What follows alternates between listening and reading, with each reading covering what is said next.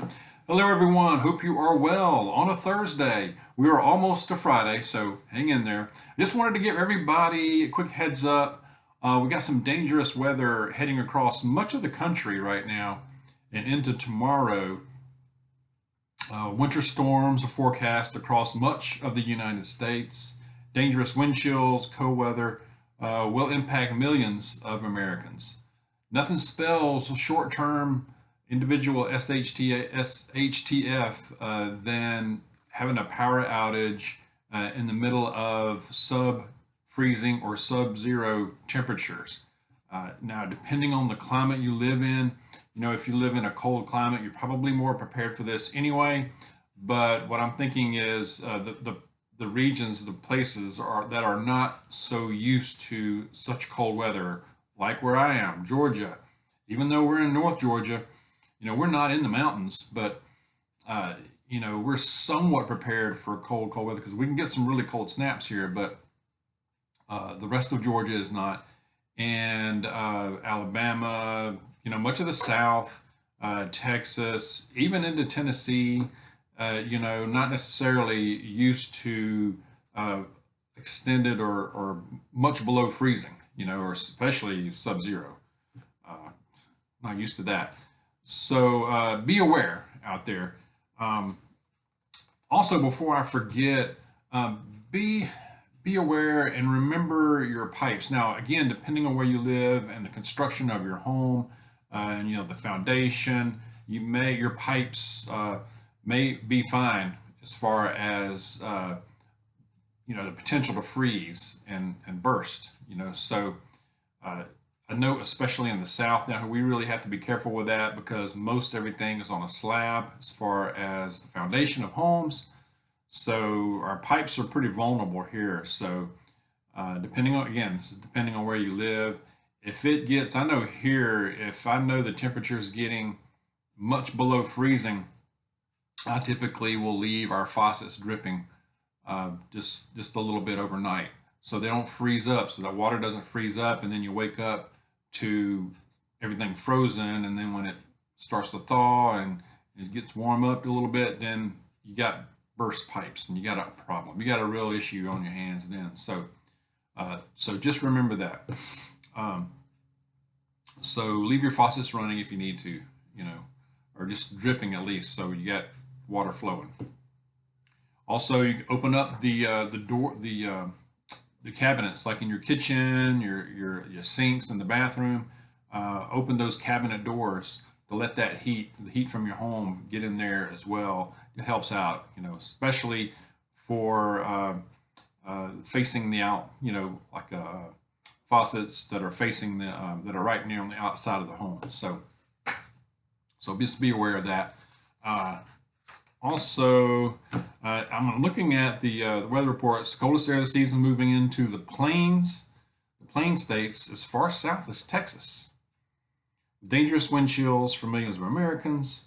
And then looks like it's heading over Friday morning and tomorrow morning into a snowstorm for the Northeast as well.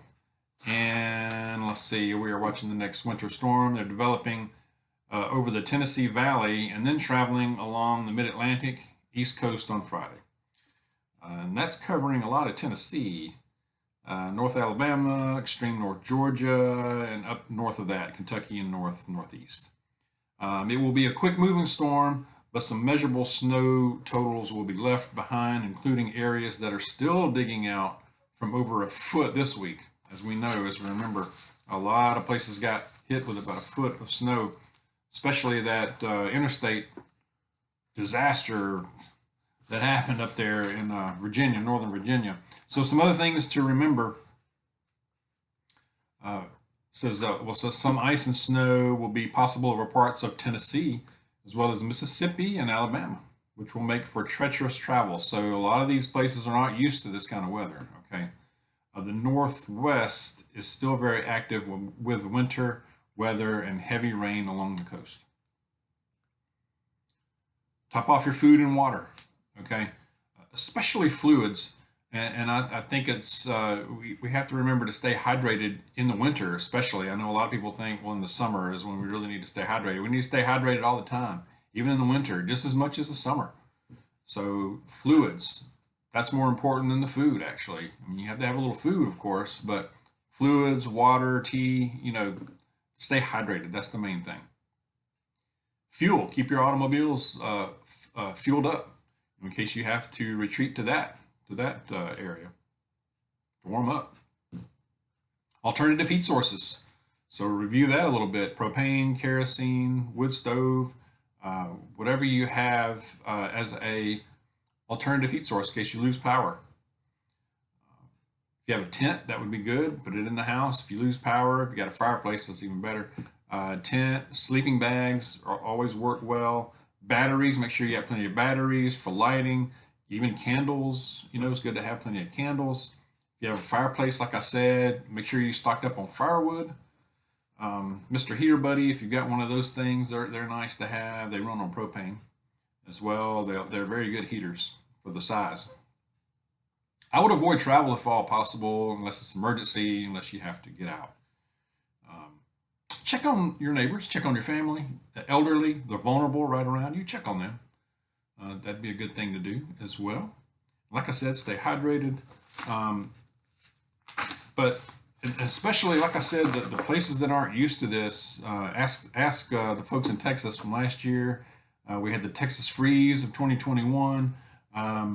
Some of you, or maybe a lot of you, may be old enough to remember. I remember it well. The blizzard that we had in 1993. I know I'm going back a while. I know I'm old, but we lived at the time. We lived in close to Atlanta, in Metro Atlanta, and much of Georgia, well, the country really, had a real blizzard. I mean, it was a snowstorm.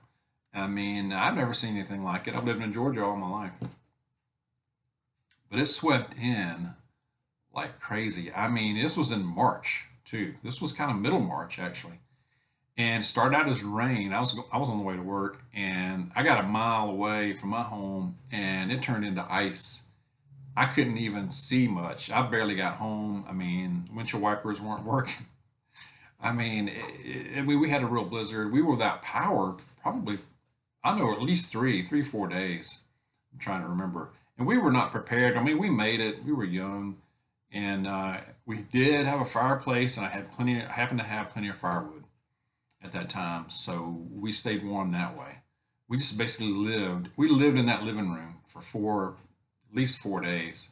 Had a fire going almost all the time. We had sleeping bags out there, blankets all over the place, candles. We had plenty of candles, but we didn't really consciously prep back then. But that's one of those events that made me really start thinking about things like this really could have been bad. I mean, if the power had stayed out much longer, the roads, out here in Georgia and a lot of in the South, they're not prepared for that. So we don't have the equipment to clear snow and ice and that kind of stuff. So to go out that was not an option. Just to go to the store, no, you weren't doing that. Even in a four-wheel drive, because the ice was like, it was like a skating rink out there, all over the neighborhoods, all the side roads. You weren't going anywhere. But we made it. We lived through it fine. So